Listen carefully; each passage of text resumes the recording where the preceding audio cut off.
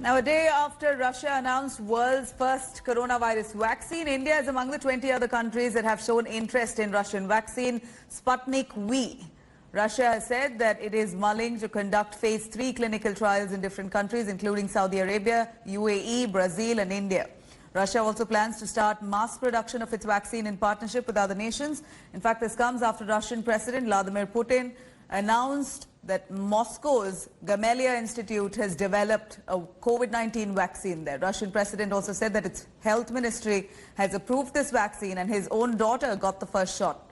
However, soon after its announcement, the vaccine has raised eyebrows over its super-fast speed of development.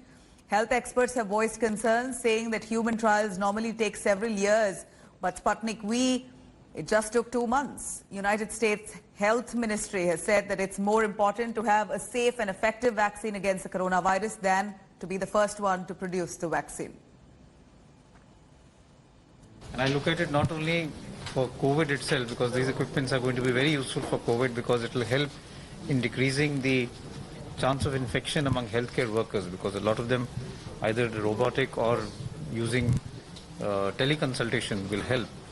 But I also see it subsequently. Some of the equipment here can also be used in the post-COVID era in providing care for people in remote areas in rural India, because they can do a lot of monitoring, the heart rate monitoring, the respiratory monitoring, temperature monitoring, which patients can do at home. And those who have underlying disease, so you have a heart patient or a patient with chronic lung disease, they can be monitored using these devices, and if there's a change, they can come to hospital before they have an attack and then have to be rushed to hospital. That will help in saving lives. So currently it is going to be useful because of COVID, because we are concerned about infections in healthcare workers. So this will help in sort of monitoring and treating patients without the healthcare workers coming in close contact. But I also am looking at it even as a long-term utility of these products as far as they are concerned, and therefore we are very grateful to the government of Israel, especially their ambassador, Dr. Ron, for really acting. Now let's quickly cut across to COVID crisis in West Bengal. In fact, the situation there worsens. The state has crossed the 1 lakh mark. In the last 24 hours, 2,931 new COVID cases and 49 deaths have been reported. The state has recorded more 2,900 cases added to the daily count for the last 6 days. Total cases in Bengal now stands at 1,01,390. On June 1st, the state had 5,772 cases. The number jumped to 19,170 on July 1st. The number then stood at 72,777 on August 1st. In Prime Minister's meeting with Chief Minister Mamata Banerjee, she put forward 5 demands from the centre. Bengal government has sought more ventilators, nasal cannulas. Mamata also demanded specific guidelines from the centre to procure vaccines. She also urged centre to release dues to Bengal worth 53,000 crores and GST compensation worth 4,135 crores.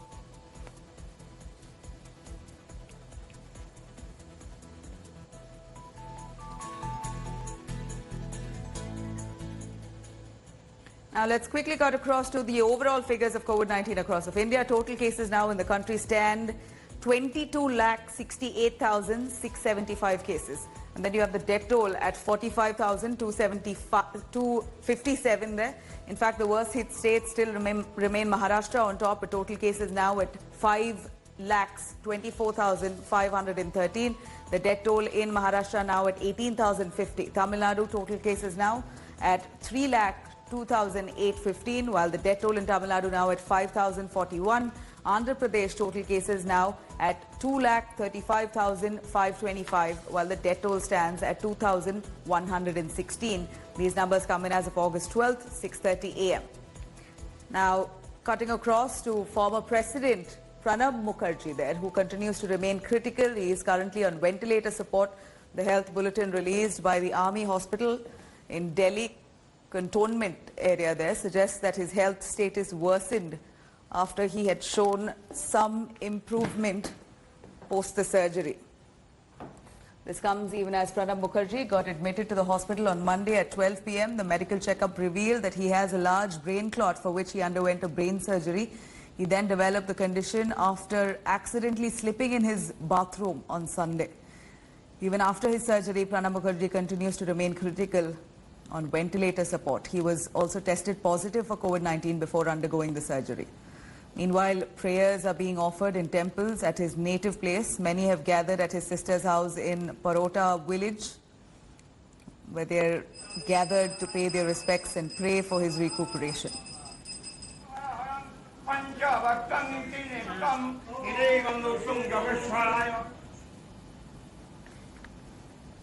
Now, actor Sanjay Dutt has been diagnosed with cancer. Dutt was admitted to Mumbai's Leelavati Hospital on August 8th, but was discharged on August 10th.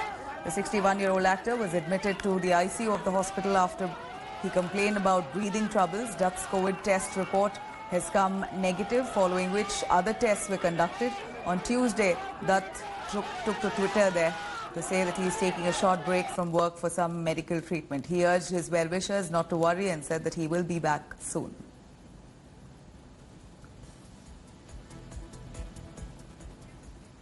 A massive crackdown by the Income Tax Department on nexus of Chinese companies operating using Hawala network. The Income Tax Department carried out raids at 21 locations in Delhi, Gurugram, Ghaziabad in a Chinese Hawala racket worth 300 crores. A Chinese national named Luo Sang has now been detained. Luo was also arrested by the Delhi police earlier for the Hawala racket that was carried out but was let off by court. The accused held a fake Indian passport issued from Manipur with the name Charlie Pang. The accused now was using 8 to 10 bank accounts in fictitious names. The search action also revealed that at the behest of the Chinese individuals, more than 40 bank accounts are operational in the name of shell companies. Now, we're going to bring you details on that, but we're quickly cutting across to a special investigation team that has been formed now in Uttar Pradesh to probe into the death of a 19-year-old girl, Sudiksha Bhati. In fact, Sudiksha died in Uttar Pradesh's Bulandshahr. She was chased, family says that she was chased down by miscreants while they were using vulgar words, lewd comments and eve-teasing, chasing her on the bike, and then she met with an accident and died eventually. Remember, Sudiksha Bhati is absolutely bright student, got an 3.8 crore scholarship from a tech giant in India to study in the United States. That's how bright a student that she was. But unfortunately, this vacation turned sour for Sudiksha and her family. She was traveling on a two-wheeler from Greater Noida to Aurangabad, and when Sudiksha's family there alleges that she met with an accident because two men on a bike chased her down, tried to harass her. 2 years ago, Sudiksha had shot to headlines when she topped her class 12th exams from Bulandshahr district, won a 3.8 crore scholarship to Bobson College in Massachusetts.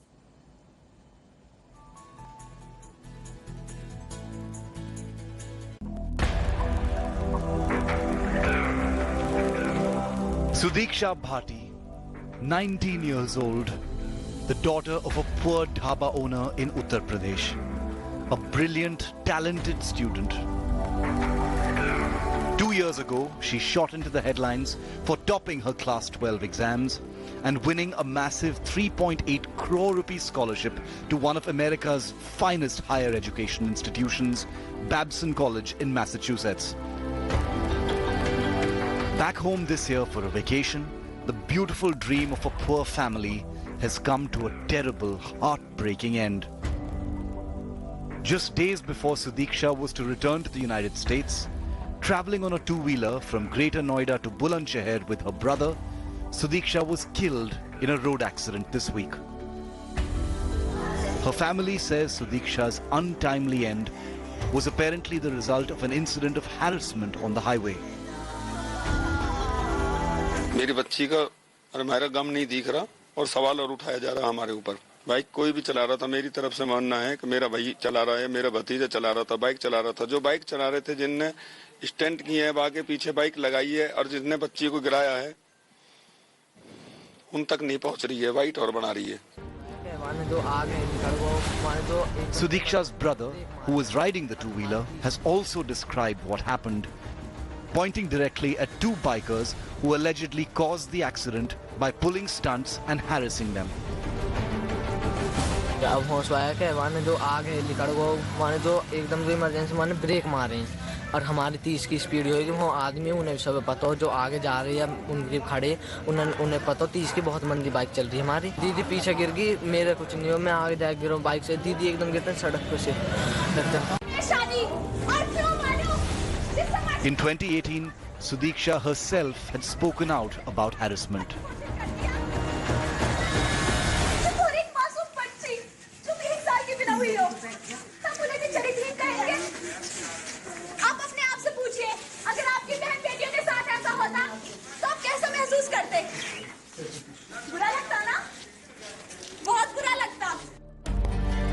The horror of her end is still sinking in. For a family that saw their brilliant daughter spread her wings and truly rise above what life had given her. मेरा specific कोई ideal नहीं है but I always take the मैं हमेशा हर किसी की अच्छी बात को लाइक ग्रैब करने की कोशिश करती हूँ. While a grieving family has alleged harassment on UP's highways, state police and authorities have played down the charge.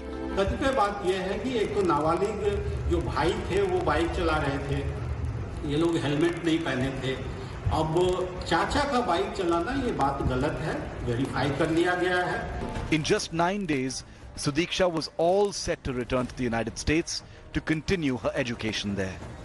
Somehow, a life cut short doesn't quite say it. With Kumar Kunal in Bulandshahr, Bureau Report, India Today.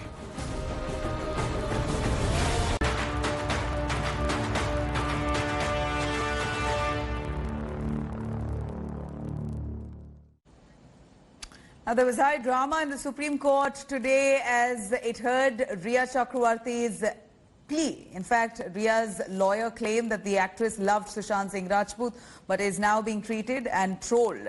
She's been targeted there.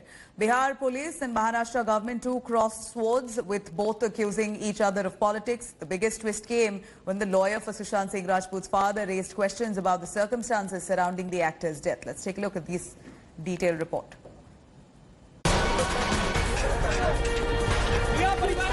The Supreme Court has reserved its verdict on Riya Chakravarti's petition seeking transfer of the Bihar police FIR on Sushant Singh Rajput's death from Patna to Mumbai. The court has asked all parties in the case to make brief written submissions by Thursday.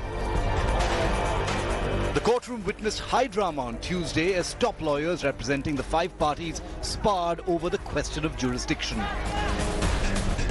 The hearing began with Riya's lawyer Shyam Diwan saying the actress loved Sushant but was now in trauma after being victimized and trolled in media.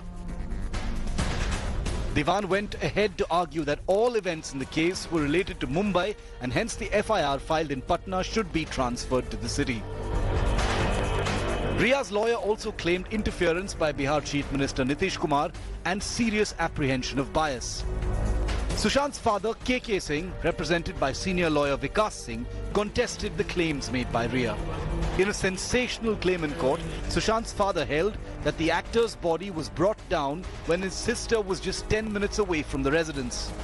He alleged that the locksmith was escorted away before the door was opened. Questioning the Maharashtra government, Sushant's father said state quarantine rules were changed deliberately to block a probe into the case. He said if Sushant was murdered, it must be probed.